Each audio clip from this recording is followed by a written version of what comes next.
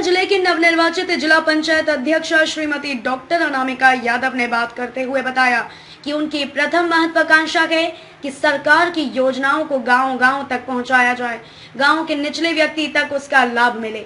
साथ ही अनामिका यादव ने बताया कि विपक्ष सिर्फ सपने देख रहा है। 2022 में योगी जी पुनः यूपी के मुख्यमंत्री बनेंगे। नमस्कार, आदाब। हमारे इस खास कार्यक्रम में आज हम आपकी जो मुलाकात कराने जा रहे हैं वो संभल की नवनिर्वाचित जिला पंचायत अध्यक्ष डॉक्टर अनामिका यादव से करवाएंगे, जिन्होंने भारतीय जनता पार्टी का 10 साल में पहली बार संभल के अंदर परचम लहराया है और यहां से 2 बार से समाजवादी पार्टी का इस सीट से कब्जा रहा, पर 10 साल बाद डॉक्टर अनामिका यादव ने भारतीय जनता पार्टी को यहां से विजय दिलाई है। उनसे ही जानेंगे आज क्या नाम है, किस तरह से संभल में जो कि विकास कार्य हैं उनको आगे बढ़ाया जाएगा और जो चुनाव में किस तरह की चुनौतियां उनके सामने आई और क्या महत्वाकांक्षा हैं आगे संभल को लेकर और राजनीति में आगे क्या बदलाव चाहती हैं वो। मैडम, आपका बहुत बहुत स्वागत है। पहले हम ये जानना चाहेंगे, जिस तरह से आपने जिला पंचायत अध्यक्ष की काबिज हुए हैं, क्या क्या चुनौतियां रही और अब जो आपकी महत्वाकांक्षा है आगे विकास को लेकर वो क्या है? आगे का विकास जो है वो हम हर क्षेत्र में चाह रहे हैं। सबसे पहला मेरा मानना यह है कि लगभग 44 योजनाएं हैं जो केंद्र और राज्य सरकार के द्वारा चलाई जा रही हैं जन कल्याण की, लेकिन उनका प्रसार और प्रचार व्यापक रूप में नहीं हो पा रहा है। मेरा मानना यह है कि पहले हम प्रचार करेंगे ताकि उनका प्रसार हो सके।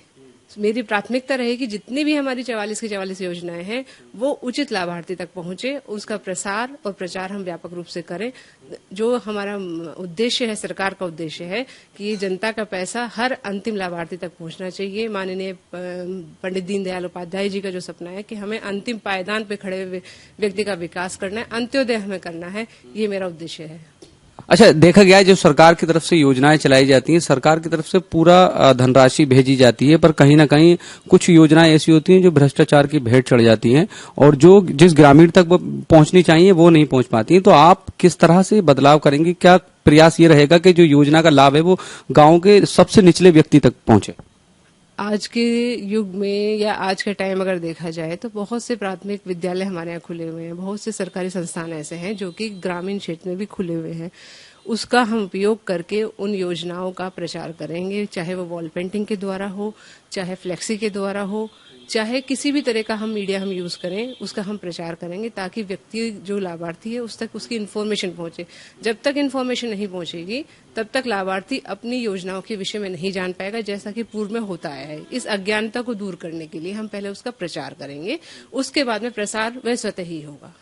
ये है, जब व्यक्ति को आभास होगा कि मुझे यही चीजें लगानी है, ये कागज मुझे लगाने हैं, और हर योजना पे मैं आज भी आपके इस माध्यम से कहना चाहूंगी, हर योजना का एक यूजर आईडी और पासवर्ड मिलता है, वो लाभार्थी को दिया जाएगा, उसको वो संभाल कर रखेगा ताकि सचिवों के हाथ की वो कठपुतली न बन पाए। अच्छा, दूसरी चीज ये है कि अगर बात करते हैं कि 10 साल से अब समाजवादी पार्टी का यहाँ कब्जा रहा है, पूर्व विधायक रामखिलाड़ी यादव की पुत्र वधू भी यहाँ से जिला पंचायत रही, 10 साल बाद आपने परचम यहाँ भारतीय जनता पार्टी का ले रहा है, किस तरह की मुश्किलों का आपको सामना करना पड़ा और जो कि अब किस तरह से बदलाव का प्रयास है? अभी तक जो भ्रम एक बनाया हुआ था कि समाजवादी पार्टी के लिए संभल +1 सेक्शन है और ये संभल जो है उनको अलॉट हो गया है, ये कुछ चीजें मेरे सामने भी आई, लेकिन हमने जब व्यक्तियों से बात की उनको समझाया कि वर्तमान में भारतीय जनता पार्टी का उद्देश्य किसी धर्म विशेष को बढ़ाना नहीं है, उनका उद्देश्य है सबका साथ, सबका विकास और साथ में सबका सम्मान, और सब सम्मान के लिए हमें विश्वास लेना बहुत जरूरी है। इसलिए अब तक जो कुछ भी भ्रम बनाया गया ऐसा कुछ नहीं है। भारतीय जनता पार्टी ने लगभग 70 लाख के करीब भवन निर्माण करे गए हैं, उसमें किसी का सरनेम नहीं देखा गया है कि सरनेम क्या है, वो किस जाति से, किस समूह से, सभी को समानता के साथ में, योग्यता के साथ में जो है आवास दिए गए हैं, सड़कों का निर्माण करा गया है और भी बहुत सी योजनाएं हैं। अभी हमने हाल ही में कोरोना की महामारी में देखा कि बाल विकास की जो योजना थी उसमें सभी क्षेत्र के बच्चों को लिया गया है, जो भी मतलब इसमें हतोत्साहित हुए हैं उनमें, चाहे वो किसी भी धर्म का बच्चा हो, चाहे किसी जाति का बच्चा हो, उसके लिए मदद की गई है। यही चीजें जो है रेक्टिफाई पहले करी जाएंगी कि जो एक प्लस पॉइंट बनाने के लिए किसी वर्ग विशेष को कर रखा है कि भाई यादव है या मुस्लिम भाई हैं हमारे, उनके लिए समाजवादी पार्टी ही सोचती है, अदर कोई पार्टी नहीं सोचती। ऐसा नहीं है। माननीय नरेंद्र मोदी जी का मानना है कि हमें पूरे देश का समग्र विकास करना है। उसमें चाहे कोई भी जाति है या धर्म है, वो अपने आत्मविश्वास के साथ और निष्ठा के साथ जी सके, सम्मान के साथ जी सके। स्किल इंडिया का निर्माण हमें करना है।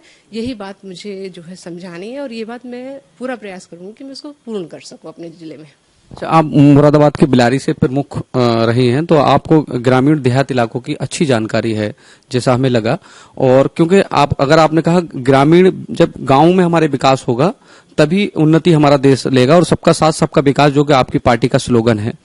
दूसरी चीज है कि और जो अन्य दल हैं जो अपने आप को सेकुलर दल कहते हैं, जिसमें समाजवादी पार्टी है, बसपा है, वो भी दम भर रहे हैं कि 2022 में सरकार बनाएंगे। और अब जो जितने दिन का समय बचा है नेताओं का भाजपा के, वो अपना समय काट लें। तो इस बयान को किस तरह से देखिए, ये इस तरह के बयान तो पूर्व में भी किए गए। 2014 में जनता ने उनको बताया कहाँ उनको जाना है, कहाँ विश्वास है। 17 में बताया, 19 के चुनाव में बताया, और 22 के चुनाव में भी जनता उनको बताएगी कि क्या सही था और ये उनका भ्रम था। इस भ्रम को जनता दूर करेगी। अच्छा, देखा गया है जो AIMIM असदुद्दीन ओवैसी की बात की जाए, उनके साथ ओम प्रकाश राजभर जो है गठबंधन करके चुनावी मैदान में है, बात कर रहे हैं कि हम डिप्टी CM अपना मुस्लिम बनाएंगे। क्या ये किस तरह, ये राजनीति किस तरह से देखते? अभी का परिप्रेक्ष्य बहुत परिवर्तित हो गया है। युवा जानता है कि विकास कहाँ है, कहाँ वो सुरक्षित है। आज का युवा रोजगार चाहता है। आज का युवा धर्म नहीं चाहता है, धर्मनिरपेक्षता चाहता है। युवा अच्छे से परिचित है। ये जो किसी विशेष को लेके और अपनी राजनीतिक तुष्टीकरण के लिए हम किसी व्यक्ति विशेष को आगे कर रहे हैं या धर्म विशेष को आगे कर रहे हैं, वो जमाने लग गए हैं। ये प्रजातंत्र है, सभी अपने विवेक से कार्य लेने वाले लोग हैं। पुनः भाजपा आएगी, ऐसा मेरा विश्वास है, और ये कार्य हम करके रहेंगे। अच्छा, अनामिका जी, देखा जाए क्योंकि आप जिला पंचायत अध्यक्ष हैं, तो आपका ज्यादातर जो गांव की तरफ ही ध्यान रहेगा।